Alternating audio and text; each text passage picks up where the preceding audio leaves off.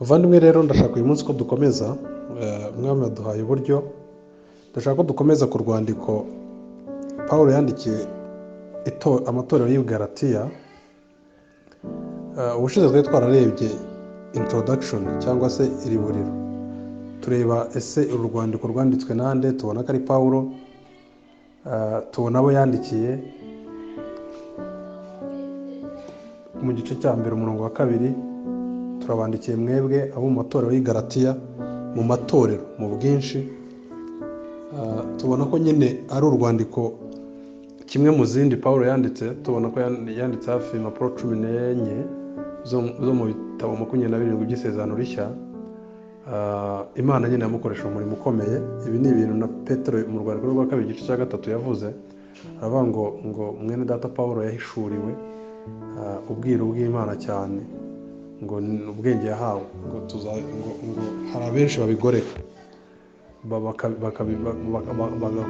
bagafata ubuntu bw'Imana uko Yuda yabivuze igice cya mbere, ngo bakabugira iby'isoni nke. Hari ubuntu bw'Imana ariko hakabaho n'ubuntu bwa Satani.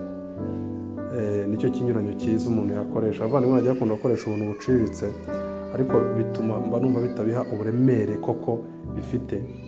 Ubuntu bw'ukuri ni ubuntu bw'Imana nk'uko muri Tito byanditse, ariko ubuntu bw'ikinyoma, yaba ari ubw'abadive bavuga, bamwe bavuga ko ngo ni ubumuha imbaraga zo gukora ibyiza, noneho yafata bya byiza yakoze agateranyaho n'ubwo buntu akabona ubugingo buhoraho.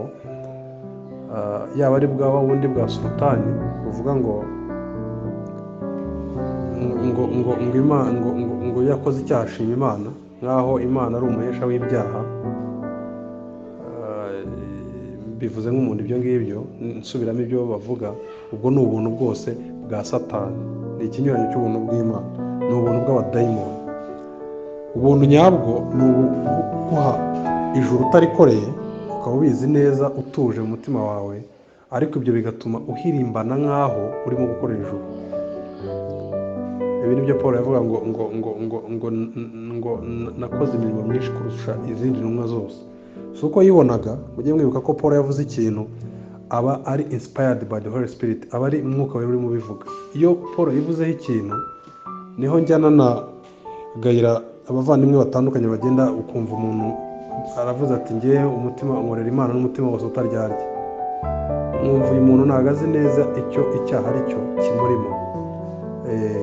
Ushobora kwibwira ko urimo ukorera Imana utaryarya rwose, ariko Bibiliya iravuga ngo n'umutima w'umuntu ninde wawumenya, ngo nta n'umwe keretse Imana yonyine yawugenzura. So bene iyo myirato rero si myiza. Ntabwo wavuga ngo ndimo ndigana Pawulo, ko Pawulo we ibyo yavugaga ni mwuka wera wabaga bimuvugiramo, biri infallible, nta kosa ririmo. Tujye rero tuvuga tuziga. Bavandimwe rero, uyu munsi ndashaka ko twiga umurongo wa 4. Ubushize twarize ariko ntitwibanda kuri mirongo cyane. Nagira ngo turebe umurongo wa 4 n'uwa 5, ariko turasoma igice cya mbere imirongo ibanza 5. Pawulo intumwa itari y'abantu kandi itatumwe n'umuntu, ahubwo yatumwe na Yesu Kristo n'Imana Data wa twese yamuzuye. Jye na bene data turi kumwe bose turabandikiye mwega mu matorero y'i Galatiya. Ubuntu bube muri mwe n'amahoro biva ku Mana Data wa twese no ku Mwami wacu Yesu Kristo.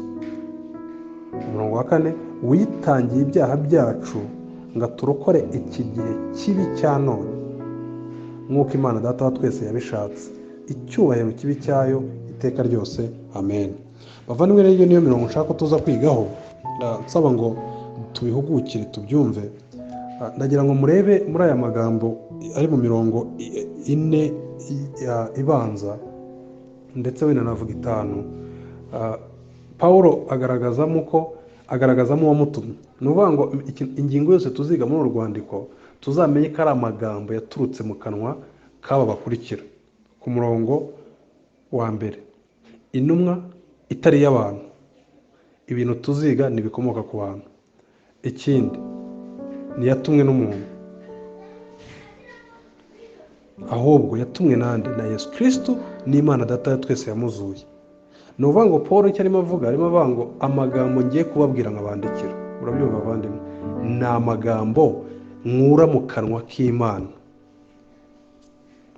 Ibi ntiyabeshyaga, ibi nibyo Petero yamuvuzeho, nibyo Petero yamuvugagaho. Reka mbasubire mu rwandiko rwa 2 rwa Petero kugira ngo mwumve neza ko ibi bintu nyine hari igihe bavuga ati Paul arimo aritera amajeke akishyira hejuru, ariko ibi ni ibintu intumwa zose zahamyaga.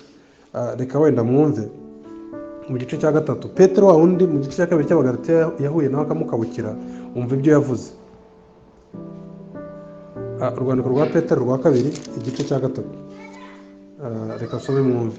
Mumenye yuko kwihangana ko umurongo wa 15 w'umwami wacu ari agakiza, nk'uko mwene data ukundwa Pawulo yabandikiye, abwirijwe n'ubwenge yahawe, ndetse no mu nzandiko ze zose yavuze ibyerekeye ibyo. Icyakora zirimo bimwe biruhije gusobanukirwa, iby'abaswa bahindagura bagoreka, nk'uko bagira ibyanditswe bindi bakizana kurimbuka. So Paul rero kuvuga ngo Petero ati Pawulo yahawe ubwenge bwo kwandika ukuri, ndetse no mu nzandiko ze zose nibyo avuga. Murabyumva bavandimwe? Rero nagira ngo twumve uyu mujyo w'uko izindi ntumwa zo zirahamya ko Pawulo yahawe ubwenge n'Imana. Rero nitubona hanabyivugira ko ari amagambo aturutse ku Mana, tujye tubyakirana icyo cyubahiro, ku buryo umuntu wese unyuranye n'ibyo Pawulo yigishije, uwo nguwo inyigisho yigisha azikura kwa Satani. Ibi mvuga ntabwo ndimo wenda kuvuga ngo ndimo ndagira ngo nere umuntu ubwoba, ya niko Bibiliya ivuga. Hano tumanutse ku gice cya mbere arabyivugira, aravuga ngo umurongo wa 9, nk'uko twabanje kubivuga, nanone nongeye kubivuga, niba umuntu ababwira ubutumwa budahura n'ubwo mwemeye mbere, avumwe. Ngibyo bavandimwe. Rero ndagira ngo dukurikiye twumve Pawulo uyu yaravuze ati Petero arimo ahamya, murabyumva, waravuga ngo nta kindi yigisha mu byakozwe n'intumwa ngo usibye iby'intumwa zavuze n'abahanuzi. Iki nicyo dushingiye tuvuga ko Bibiliya ifite message imwe. Niyo mpamvu Pawulo aza akavuga ngo nta bindi bishya nigishije njyewe. Nuvuga ngo dusoma Abagalatiya, dusoma Abakorino, dusoma Abaroma, tugomba kubonamo iby'intumwa n'abahanuzi banditse. Tugomba kubonamo ibyo Yesaya yanditse muri 53. Tugomba kubonamo ibyo kubara 21 bavuga. Murabyumva bavandimwe? Abantu benshi bajya bagira ikibazo batari ko se namenya neka ibyo Bibiliya ibyo umuntu ambwiye kuri Bibiliya ari ukuri. Biroroshye. Paul yavuze ibyo yigishaga, kari iby'intumwa zigishaga. Reka mbasomere mu byakozwe muri 26 umurongo wa 22. Haravuga ngo Paul yavuze ngo icyakora ntacyo mvuga keretse ibyo abahanuzi na Mose bavuze ko bizaba, yuko Kristo atazabura kubabazwa, kandi ko ari we uzababanza kuzuka no kubwira ubwoko bwacu n'abanyamahanga ubutumwa bw'umucyo. Nuvuga Paul ati nta kindi mvuga. Petero ati nibyo Paul yavuze. Rero hariya mu Bagalatiya dusubira turaza gusanga ubwo tugomba naho kubonamo iyo message ivuga iki, ivuga ko Kristo agomba kuzaza akababazwa, hanyuma n'impamvu yababajwe n'uburyo ibyo bizazana umukiro abazizera. Ari uyu murongo wa 4 turi butinde uvuga ngo witangiye ibyaha byacu ngo aturokore iki gihe kibi cya none. Bavandimwe rero dukomeje twisubiriye hano twari turi mu Bagalatiya igice cya mbere. Nabwiye ko nifuza ko twiga urwandiko tukarurangiza, nubwo rero nini cyane tuzagenda twungukirwa, hanyuma hari ukuntu ruduha nk'urufatiro rwo guheraho dusobanukirwa n'ibindi byanditswe byera n'icyo ubutumwa bwiza ari cyo, kandi ari nacyo birivuga ngo abizera bakwiye guhora babwirana ayo magambo. Nkomeje nari maze kubabwira ni turiga mu gice cya mbere, turibanda cyane ku murongo wa 4 n'uwa 5, ariko nibiba ngombwa turajya tureba n'ahandi hadufasha, kuko iki kintu tugomba kukimenya ko ibyanditswe byera twabihawe kugira ngo tubyige tubimenye. Murabizi mu byakozwe muri 17-11 ndetse no mu byahishuwe Bibiliya hari abantu ishima.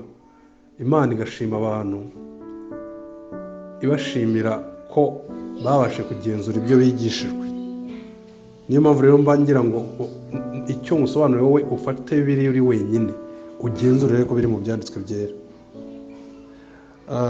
Rero natwe kandi tukaba tugomba kubyiga tureba hirya no hino nguni zose kugira ngo twumve ukuri, kuko kimwe cyo tuzi nuko Bibiliya ivuga ko Imana atari yandika ibintu bigongana. Ntabwo Imana ishobora kuvuga ngo nanga kubeshya hanyuma ngo ahandi usange ivuga ko ikunda kubeshya. Oya, iyo ubyumvishe utyo ujye umenye ko ikibazo kiri mu mutwe wawe wumva. Hano rero ndashaka kuvuga kuri iki kintu cy'uko Pawulo uyu nguyu uvuga ko atatumwe n'abantu ahubwo yatumwe na Kristo n'Imana se, agiye kuvuga rimwe mu ijambo avuga ko Kristo umwami wacu, umurongo wa 3, ubuntu bube muri mwe n'amahoro biva ku Mana Data wa twese no ku mwami wacu Yesu Kristo. Uwo mwami yakoze iki? Witangiye ibyaha byacu ngo aturokore iki gihe kibi cya none, nk'uko Imana Data wa twese yabishatse. Mwumva ukuntu ibi bintu harimo abantu babiri barimo bavugwa bakoze umurimo, hanyuma hakaba n'ababikorewe. Ababikorewe ni bantu ki? Ni abantu b'abanyabyaha. Umurongo wa 4, witangiye ibyaha byacu. Aba ni abahe? Ni babandi hejuru ku murongo wa 2 yavuze ngo gihe na bene data turi kumwe bose turabandikiye mwebwe abo mu matorero y'i Galatiya. Ni ukuvuga ngo uwe na bene se, urabyumva bavandimwe, noneho n'abo yandikiye abo ngo Kristo yitangiye ibyaha byabo. Bavandimwe, hari ukuntu mbere hano, hari ukuntu abantu bamwe bajya bibwira ko kuba wahinduwe wera n'umuziranenge noneho udashobora kwivugaho ibyaha, ariko uko ni ukuyoba, ni n'ubwibone budafite aho bushingiye. Pawulo ati, intumwa Pawulo ngo witangiye ibyaha byacu ngo aturokore. Urumva ukuntu abyakira nk'ibye?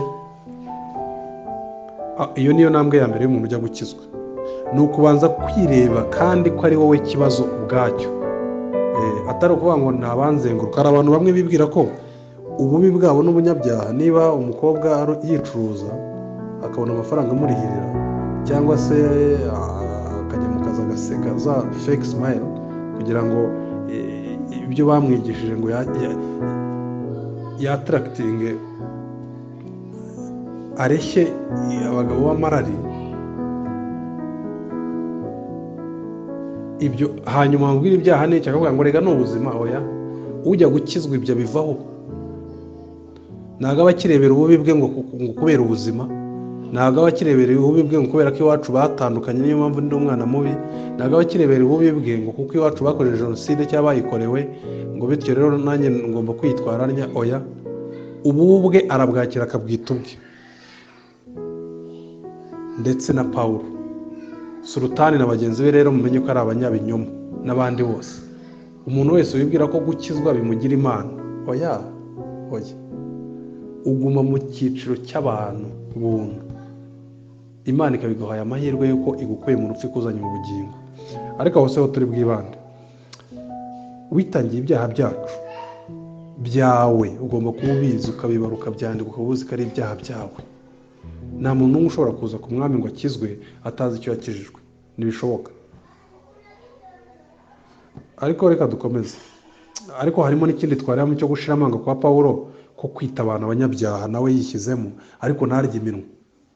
Ntabwo avuga ngo witangiye our mistakes, nyine amakosa yacu cyangwa amayerere yacu cyangwa imbaraga nkeya zacu. Oya, ibyaha. Bavandimwe, nagikira mu cyumva. Uwo Kristo rero umwami w'abami, ariko nanone amwakira iki? Amwakira nk'umwami, umwami wacu Yesu Kristo. Umwami wacu, iki kintu ndaza kukigarukaho, wenda nshobora kutakivuga uyu munsi. Noneho reka tukomeze. Aravuga ngo hari ukuntu abantu bageraho bagafata Kristo nka boyfriend wabo, cyangwa se nka sekuru cyangwa nyirakuru. Nyine ugasanga ngo Kristo kugukiza, wowe kuza ugakizwa nawe bisa naho ari ukukwimenyereza. Oya bavandimwe, Kristo kudukiza tutabigizemo uruhare nibyo bimuha n'uburenganzira bwo kutubera umwami. Reka mbabwire, iyo umuntu mufatanyije igikorwa mukakigera, wenda mufatanyije kubaka inzu hanyuma mukayuzuza, nyine ubwo ufite 50 afite 50, nose yaba umwami muri iyo nzu ate? Murafatanya, nyine muruzuzanya, mwese mwabigezeho, muri abafatanya bikorwa. Ariko iyo umuntu agufashe akakubakira iyo nzu, akakwambika, akakoza, ngibyo byo Kristo yadukoreye munsi y'umwuka. Yaduvanye mu rupfu tuzana mu bugingo, atanakeneye ko tugira uruhare tubigiramo.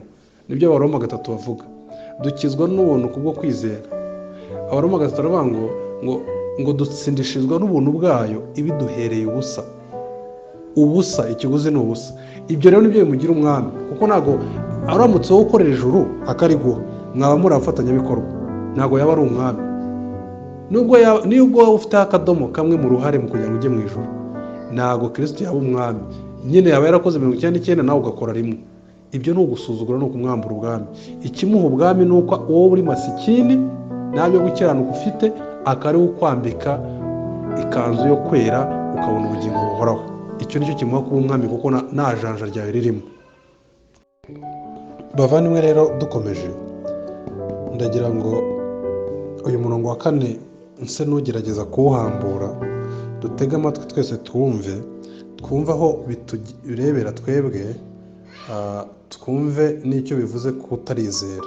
Bavandimwe, umurongo wa 4 bavuga ngo Yesu Kristo yitangiye ibyaha byacu ngo aturokore iki gihe kibi cya none. Ayo magambo ndashaka ngo tuyibandeho. Aturokore iki gihe kibi cya none. Hari ukuntu ikinyarwanda gisa n'igitakaza uburemere bw'amagambo, ariko iyo urebye mu cyongereza, impamvu rimwe na rimwe tujya tureba mu zindi ndimi, usibye n'uko Imana ariyo yaziremye, ariko tuzi neza ko aba banyarwanda bakuraga muri izi ndimi z'amahanga bashyira mu kinyarwanda, hari igihe ijambo ry'ikinyarwanda ritakaza uburemere ijambo ryari rifite bwa mbere. Ndagira ngo ikintu uze kukibandaho, Bibiliya ivuga ngo yitanze kugira ngo yitangiye ibyaha byacu. Ibyo ni byo impamvu yatumye yitanga, ni ibyaha byacu. Ndetse umuntu uzarinda apfa atarumva neza ko Kristo yapfiriye ibyaha bye, ngo abyakire mu mutima, roho bigende bijye ku musokoro, biba ari byo bintu bisigaye bimugenera icyo yita cyiza n'icyo yita kibi. Ashingiye kuri ibyo wazajya ikuzimu.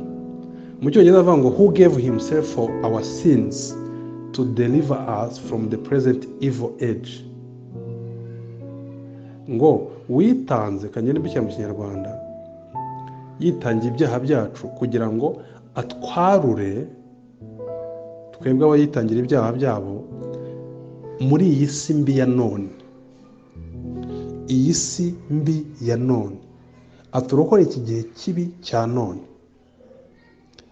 Bavandimwe, reka ndagira ngo iki kintu tugitege amatwi tucyumve. Ni iki kintu murumva ntabwo Kristo yaza gucungura abantu mu kintu icyo kintu atari kibi. Murabyumva? Iki gihe cya none cy'ubugoryi, kenshi na kenshi biri ahantu hatandukanye igenda bivuga. Ivuga nyine ko Imana yaje kadukiza, ngo ko igihe turimo cyononekaye. Ibi bintu byabaye ryari? Ibi bintu ni ibiki? Ariko ndagira ngo tubitege amatwi tubyumve, kuko hari igihe usanga abantu iyi si yarababanye ubuki. Ariko kimwe na Pawulo, murabyumva bavandimwe, n'intumwa zindi zose zivuga ko hari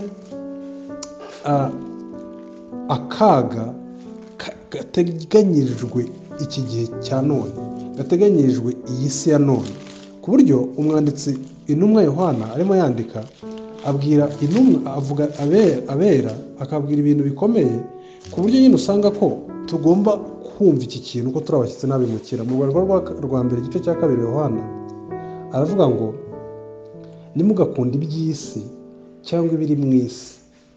Umuntu nakunda iby'isi, gukunda Data wa twese ni kuba kuri muri we, kuko ikiri mu isi cyose ari irari ry'umubiri. Ikiri mu isi cyose muri iki gihe Yohana yandika, irari ry'umubiri.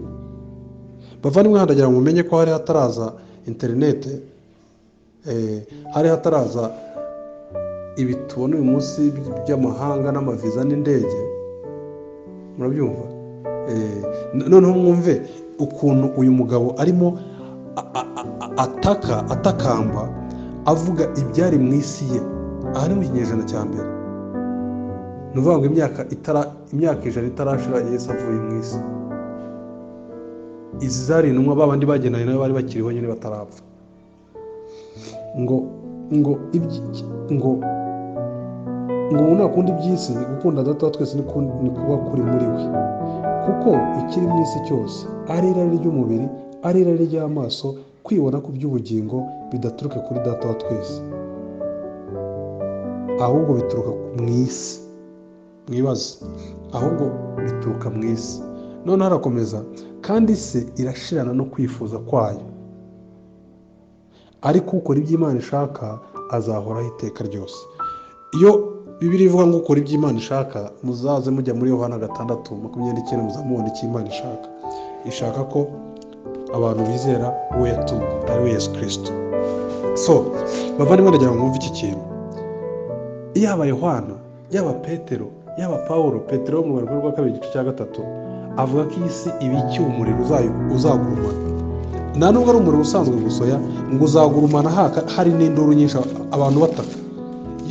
Yo umwuka wera avuga ibizaba kuri iyi si turimo, iki gihe cya none Bibiliya Pawulo yise ngo cya none cy'ubugoryi, aricyo twaje gukizwa mu kwarurwamo. Bibiliya ivuga ibintu bikomeye. Reka mwumve mu rwandiko rwa 2 rwa Petero igice cya 3 aravuga ngo ariko ijuru n'isi bya none. Mwumve mu rwa 7 rw'urwandiko rwa 2 rwa Petero igice cya 3.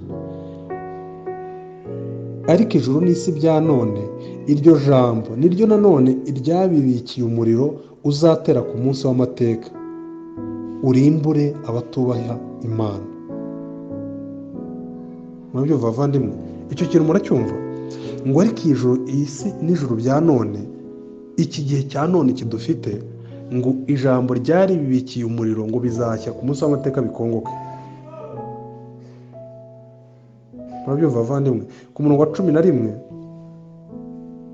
wa 10 w'iki gice cya 3 cya Petero akavuga ngo ariko umunsi w'umwami wacu uzaza nk'umujura, ubwo ijuru rizavaho hakabaho n'umuriro ukomeye, maze ibyishingiro ibyo byose biremeshwa bikayengeshwa no gucya cyane, isi n'imirimo iyirimo bigashirira. Isi n'imirimo iyirimo bigashirira. Bavandimwe, hari ukuntu isi ijya ibana umuntu ikamubana ubuki. Murabyumva? Wabona style zigezweho, wabona amakoti y'igipeso cyambuka hakurya, wabona inyogosho umuntu ajya kwiyogoshesha yashyizeho irati, wabona nyine ukuntu isi igerageza kutumorodinga. Ni nk'umucuzi ucura icyuma akagikubita akagiha isura n'ishusho ashaka, ukabona nyine abantu bose barashishikaye. Ariko Bibiliya ivuga ngo Kristo icyo yapfiriye ibyaha byacu, ariko icyo yaragamije ngo atwarure muri iki gihe kibi cy'ubugoryi cya none. Ndagira ngo rero bavandimwe mutega amatwi. Nerekanye Pawulo, nerekana Magalatiya, nerekana Petero, nerekana Yohana, ko bose bafite mwuka wera mu kanwa k'aba banditsi bose, babona amaso, babona isi ya none, igihe cya none n'amaso amwe, ku buryo ari ikintu dukenewe gukizwa. Ngaha aho abizera n'abahabwa ubuntu bw'Imana bahindukira abashyitsi n'abimukira. Ni uku nguku isi uyibona. Bavandimwe rero, reka nsome umurongo umwe hano muri Petero ushimangira kiriya dufite mu Magalatiya. Bibiliya iravuga ngo urwandiko rwa 2 rwa Petero igice cya 1 umurongo wa 4 aravuga ngo ibyo ngibyo byatumye duha ibyo yasezeranyije by'igiciro cyinshi bikomeye cyane, kugira ngo bibatere gufatanya na kamere y'Imana, mumaze mwumve bavandimwe guhunga no gukira kononekara kwazanywe mu isi no kwifuza. Ngiyi imbarutso yo kugira ngo isi yisange mu cyiciro cyitwa ngo Kristo yaje kudukiza iki gihe kibi cya none, ngo apfira ibyaha byacu kugira ngo nuvuga ngo ni iki gituma iyi si ari ukwiri? Ni ukwifuza no kononekara byaje mu isi. Kwifuza kwandi, ubwo umukurambere wacu, ubwo Eva yaramburaga ikiganza amaze kwifuza iby'Imana yabujanyije muri Edeni igice cya 3 cy'itangiriro, kononekara kwazanywe mu isi no kwifuza. Tumaze guhunga no gukira, kononekara kwazanywe mu isi no kwifuza. Ngaha isi yinjiriye mu cyo twita ububore. Isi irimo imunga. Ngira ngo bazi iby'imyaka bazi ikintu cyita imunga. cyangwa twagereranya na virusi, murabyumva bavandimwe, yo kwigomeka ku Mana. niyo mpamvu mu Efeso 2 Bibiliya ivuga ngo natwe twabahoze muri bo, ngo dukurikiza umwuka ukora mu batumvira, umwuka ukorera mu batumvira. cya Paul yakwandika yandikira Timoteyo igice cya 2 mu 24 guhera kuri 23, akavuga ngo usengera abantu ngo ahari basinduke bave mu mutego wo Satani yabafatiye mu miri. Bavandimwe, iki gihe cya none ni cy'ubugoryi. Igihe cya none dukwiye, umwami Imana avuga ko ari cyo dukizwamo, kubera ko nabira byaha Kristo yapfiriye byari imwe mu ruhare rwacu mu kurushaho kukigira kibi.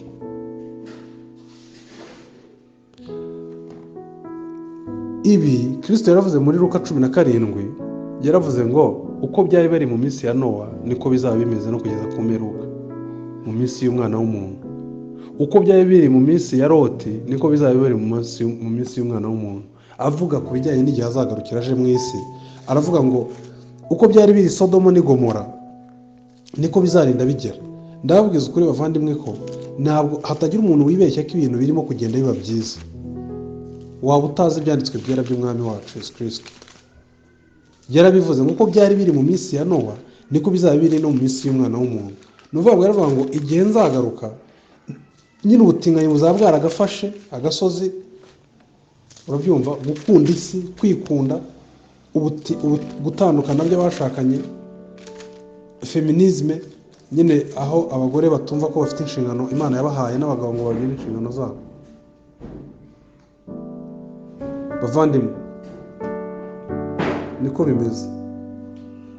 Muri Luka 17 aravuga ngo mu 26, kandi uko byari biri mu minsi ya Nowa niko bizaba no mu minsi y'umwana w'umuntu. Mubyumve, iyi si hatagira umuntu uzibeshya nimwe ko iva ureka ab'isi bajye bibeshya ngo turimo turatera imbere. Abaraha abagiye bose baciye akenge bakuru ntibazi uyu munsi ugeranyije gatanya zihari ukageranya n'izari zihari kera, usanga iz'uyu munsi ari nyinshi. Ugeranyije ibyo gukuramo amada usanga uyu munsi ari menshi. Ugeranyije iby'abagabo bafite inshoreke kandi banabeshya ko nazo, aho nyine umuntu asigara ameze nk'inka, nyine ikimasa cy'inka kitita kuvuga ngo iyi ni inyana, iyi ni imbyeyi. Aho nyine tugeraho dufunga imihanda tukavuga ngo imihanda bayikoremo igikorwa cy'ubusinzi n'ubusambanyi, nta muntu uvuga. Aho ku mateleviziyo n'abaririmba bagenda abakubitirwa amashyi, abakomerwa amashyi kandi bahabwa ibihembo ari ba bandi barushije abandi kuririmba ibishego. Nibyo rero birimo kuvuga.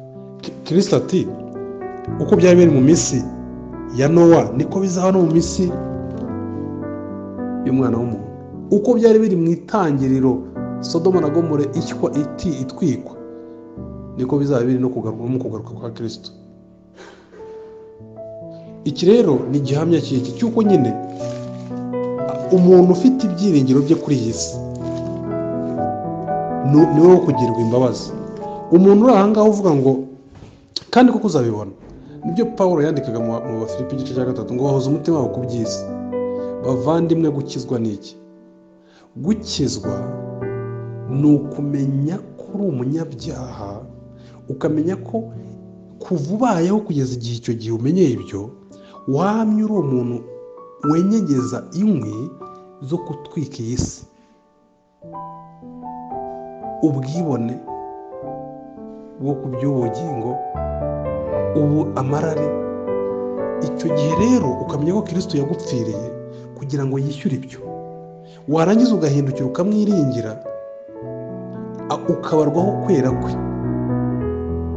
Hanyuma rero ikikubwira ko ibyo byakubayeho ni uko iyi si uyicishamo ijisho, ugahita ubona ko nta kintu utegereje hano ku isi gitangaje uzabona. ukamenya ko nta deni Imana ikurimo, ukamenya ko Kristo yaje kukwarura muri iri tanura, aho Bibiliya yavuze ngo iryo jambo ribikiye umuriro iyi si n'imirimo yo muri iyi si. Ibyo rero bibwira icyo abera, bivuze ko ntacyo hano ku isi cyo kubona ngo uvuge ngo ngiye narazamutse. Wazamutse se uzamuka? Ngo ngiye nagize iterambere? Ngo ngiye ndishoboye? Wishoboye ese? Bavandimwe murabyumva, uku ni ugukizwa, gukanura umuntu ukamukura mu isi yo muri Adamu wa mbere ukamuzana muri Adamu wa kabiri. Ngiyo mpamvu ubona abantu bamwe bavuga ngo ayo makuru se utayazi. Ntayo uzi. Iyo wari uzi neza aho Imana itwarura n'aho itujyana. Bavandimwe ntibikwiye nyine. Ibi bivuze ko wizeye adakwiye gutekereza kwibwira niba koko ubizi neza ko Imana yakuye mu rupfu ikakuzana mu bugingo, ni gute utekereza nk'abakiri mu mva? Ngiki cyo rero Pawulo yababwiraga. Nituza kumanuka turabona aho ibihuriza naho, kuko avuga ko abababwiraga gukebwa, abababwiraga ko umuntu akizwa n'imirimo yakoze, bashaka kwikundishwa ku bantu. Yarabivuze umurongo wa 10, yaravuze ngo mbese noneho n'ishimwe ry'abantu nshaka cyangwa n'iry'Imana, cyangwa n'abantu nshaka kunezeza? Iyaba nyinezeza abantu simba ndi imbata ya Kristo. Iyaba nyinezeza abantu simba ndi imbata ya Kristo. Bavandimwe urumva, nuba ngo niba ukiri kumwe n'abantu batizera mugahuza byose, ushyira akabazo, utubazo tunini imbere y'ububata uvuga kuri Kristo, kuko uwakijwe wese ahita ahinduka umwana wese w'Imana, ni n'imbata ya Yesu Kristo. Hagomba ibyo bintu byombi bigomba kujyana, ububata n'ubwana. Bavandimwe, iki nicyo bivuze. Wowe rero ukivuga ngo my tomorrow must be greater, ukivuga ngo ndimo ndagerageza ngo kugira ngo nanjye nzigeze kuri ibi, ukivuga ngo iyi si, ukumva nyine amaso yawe ukumva ushyugunga, imodoka icaho ugahindukira ukavuga uti nkiri wayima, agatima kawe ariko gashyugunga muri screen yawe ufitemo imodoka. Cyangwa se baba nyamarari ngo b'abasitari n'iki aribo bafite sonorisation, aribo nyine telefone yawe isonnye bazamo. Nuko uri uw'isi nyine, ntabwo wabicishijemo amaso akabona ukuntu ibyo bintu ari umwanda, ukuntu ari byo Kristo yaje kumukiza. Murabyumva bavandimwe? Ajya kurebera ku mafilime ya Hollywood imyenda imubera, oya uwa ahora abizi neza ko umwanzi afite ari kamere muntu, agahora arwana nayo. Niba nyine ukiri aho ucyumva ibintu na sogokuru by'amoko by'iki, none se uravuga ko wakijijwe iki? Twakijwe iki gihe kibi cy'ubugoryi, iby'Imana ibikiye umuriro. Nacyo rero kuhereza umwana w'Imana umunezero. Bavandimwe, nyine igihe kirageze ngo twemere kujya hanze y'umuriro, twemeye gutukwa kubwe, nk'uko nawe ko byageze mu Baheburayo 13. Gukizwa ni ukuzurwa, gukizwa ni ukugirwa mushya mu mwuka w'ubwenge, gukizwa ni ukuvanwa, ni ugukizwa, kuba delivered from this evil present age. Bene data bavandimwe, abizeye wigenzura urebe. Bibiliya ivuga, Petero yanditse ngo ibyo nandika ni ukugira ngo nkangure imitima yanyu itarimo uburyarya. Yohana yaravuze mu rwandiko rwa mbere igice cya 4 ngo ab'Imana baratwumva, ngo ariko ab'isi ntibatwumva. Nyine ibi bintu ndimo mvuga, icyo ukora mukavuga uti wese barabyuza 100%, ngo ubu si ibingibi ntabwo biri realistic. Ni mpamvu utabyumva ni uko uri uwa Satani. Uw'Imana we ikibi bimara ni ugukangura umutima utari mu buryarya. Umwami Imana dufashe, ariko wigenzure urebe ko isi wayicishijemo ijisho ibonye gutyo. Ibi ntabwo ari bya n'ibyatewo bwa bwana bwo mu busirimu burema ngiz'Imana ngo Dorcas n'abandi bari muri ibyo ngo nyiri ijambo yamaye ijambo, nyine no guhangana n'amatiku. Ni bimwe n'ibyatewo, ntabwo ari byo ndimo kuvuga. Ni ugucishamo ijisho isi nawe ubwawe wa wundi wo muri Adamu wa mbere, ugatumbira Kristo. Umwami adufashe, wagiye ikibazo yakibaza.